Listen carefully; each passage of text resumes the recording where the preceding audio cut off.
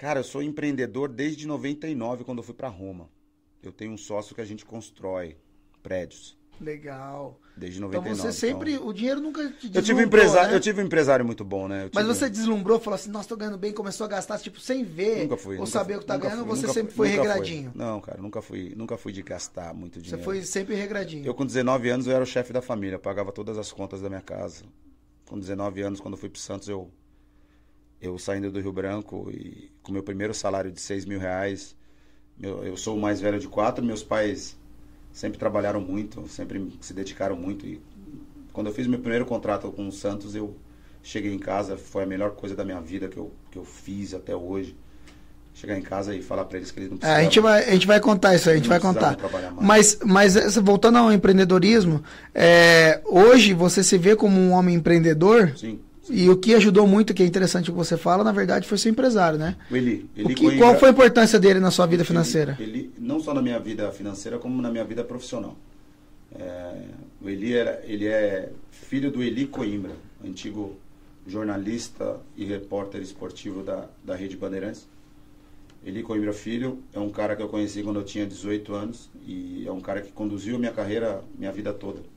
Então, é um cara que me ajudava. Muitas vezes eu queria comprar coisas onde eu ia ostentar, na verdade. Eu não tinha necessidade de comprar aquilo e ele vinha e brecava. Não, você não vai comprar e ponto. Pô, ele, irmão, o dinheiro é meu, não interessa. O dinheiro é seu, mas quem cuida sou eu. E você não vai comprar. E ponto. E era assim, e sempre foi assim. E para os nossos filhos, para os meus filhos, eu trato assim também. Ou seja, você tem 2, 3 pares de tênis. Você não precisa de um quarto par de tênis. Você tem 2 pés. Ou seja, eu sei que são épocas diferentes, são momentos diferentes, mas na sua época eu tinha um e olhe lá. Muitas vezes ia para a escola de chinelo. Hoje você andar de chinelo é moda. É moda. Na nossa época, quem andava de chinelo era muito pobre. Não que eu tinha vergonha, que eu sempre fui. Eu nasci no barraco de madeira, nasci na favela, fui pobre sim. Mas para muitos, naquela época, nossa, tá de chinelo, vai para a escola de chinelo, sabe? Então, ou seja, muitas vezes eu não tinha um tênis para usar. E hoje meus filhos têm 2 pares, 3 pares de tênis. E muitas vezes, eu quero. Não, você não vai querer, você não precisa disso. Você não precisa ostentar. Você não precisa mostrar para os seus amigos que você tem ou que você é melhor que eles.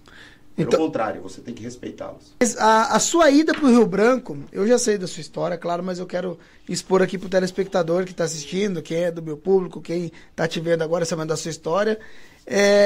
Eu queria saber de você, como foi que você saiu de Caieiras, foi para Rio Branco, como você se descobriu no futebol? Quando você tinha 10, 11, 12 anos, você falava, eu quero ser jogador. Foi para Rio Branco? Você foi pra Americana, no Rio Branco de Americana. Ô, tio, você é de Mogi Mirim. Eu sou de Mogi, pô. Que eu tô falando, eu tô com a história lá na frente, cara. Você é, tio? Eu tô falando que eu não tô bem hoje. Pelo amor de Deus, mano. Eu tô meio... Ó, a câmera é aquela ali, só pra você saber, ó, tá? Na do meio? Beleza, vamos falar na do meio aqui então. Olha, você tá dirigindo até o programa, velho. Você tá bem mesmo, tá voando, velho. A Band deu uma experiência monstra, hein? O novato aqui é você, tio. Tô bem pra caramba, tá vendo? Toma essa. Então vamos lá. Você foi pro Americano, pro Rio Branco. Como é que foi sua vida com 11, 12 anos? Você já tinha aquele tesão, quero ser jogador de futebol, eu vou ser jogador de futebol, eu quero isso pra minha vida? Ou você tinha outro sonho de profissão? Como é que você foi parar no Rio Branco de Americana? Cara, desde pequeno, não só eu, mas como meu falecido pai. Meu falecido pai, muitas vezes, faltava qualquer coisa pra comer, mas minha chuteira não faltava. Ele falava isso. Ele te apoiava muito? Vai faltar tudo aqui em casa, menos a sua chuteira. Ele batia uma bola? Mas como que ele acreditava em você? A única vez que eu vi meu pai jogar, eu passei vergonha na vida. Jogava num time ali em Pirituba e ia ter um jogo dos pais depois do nosso. Eu tinha 11 anos.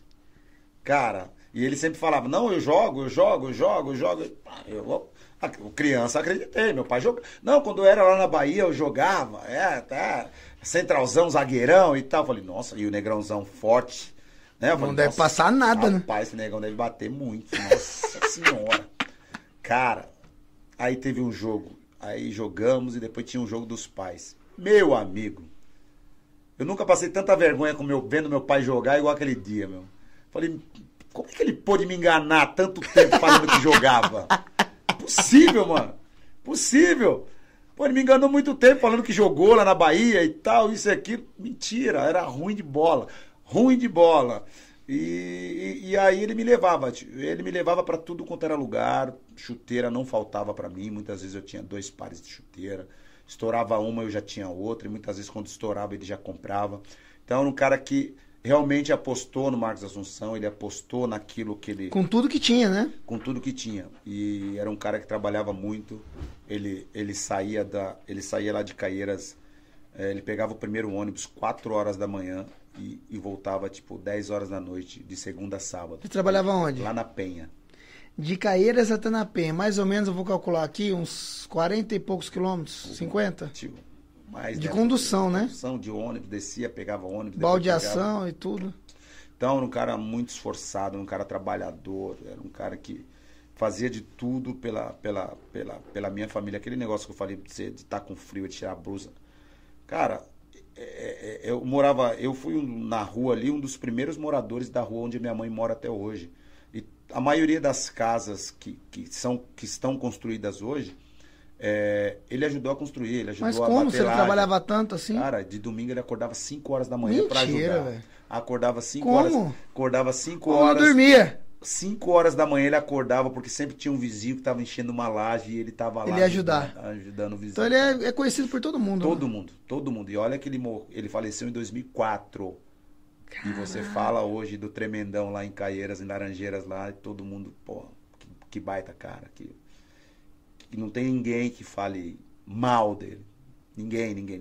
Então eu tenho muito orgulho de ser filho do meu pai, porque é um cara que ajudou muita gente ali no bairro onde minha mãe mora, onde nós crescemos e vivemos aí grande parte das nossas vidas. Você ali, nessa época que ele estava te apoiando, você estava buscando oportunidade em alguns clubes, fazia teste aqui em São Paulo, nessa idade? Não, eu trabalhava. Ou ainda não? Você trabalhava? Tipo, eu jogava 11 anos de idade, ele me levava sábados e tal, e muitas vezes eu ia aos sábados trabalhar com ele, eu gostava, era uma coisa que eu gostava. Fazia o quê? Sábado, ele era lombador, cara. Lombador é aquela profissão daqueles caras que levam aqueles pedaços de carne de frigorífico para supermercado. Nossa, pegava peso disso. Pegava então peso, era gigantesco. Pegava peso.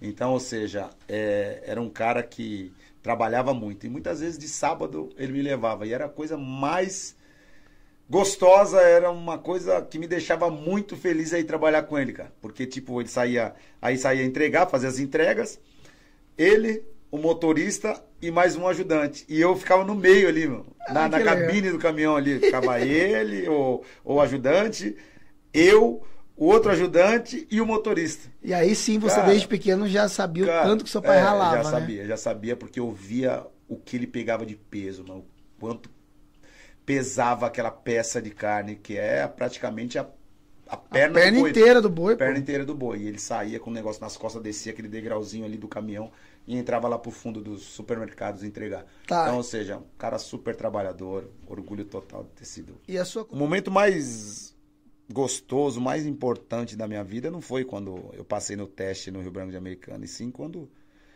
eu fui vendido pro Santos e assinei o primeiro contrato com o Santos e cheguei na minha casa e tava meu pai e minha mãe lá, e eu falei que a partir daquele momento eles não precisavam mais trabalhar, que eu que colocaria a comida em casa e eles só descansariam o resto da vida. Esse foi o momento mais importante da minha vida. Por tudo que eles passaram, por tudo que eles trabalharam, por tudo que eles viveram, né? Eu, quando estava em Americana, muitas vezes eu não tinha dinheiro para voltar para casa, eu não tinha R$3, eu não tinha. R$3 custava um trem, R$6 custava ônibus, eu não tinha. E muitas vezes, quando eu vinha para São Paulo, eu não tinha dinheiro para voltar, e minha mãe tinha que armar, como ela era cozinheira. Ela, na calçada de casa tinha uma barraquinha lá, ela ficava fazendo pastel, fazendo coxinha, essas coisas todas. Para juntar o dinheiro para você ir embora na segunda-feira. Isso quando eu vinha. Né? E quando eu não vinha, o França, esse que me levou para a Americana, ele sempre foi um cara que ajudava muitos moleques. E eu fui um dos que ele ajudou muito. Quando eu não tinha dinheiro para vir embora para São Paulo, ele ia para Americana, cara. Ele morava em Campinas, ele ia para Americana para passar o final de semana comigo.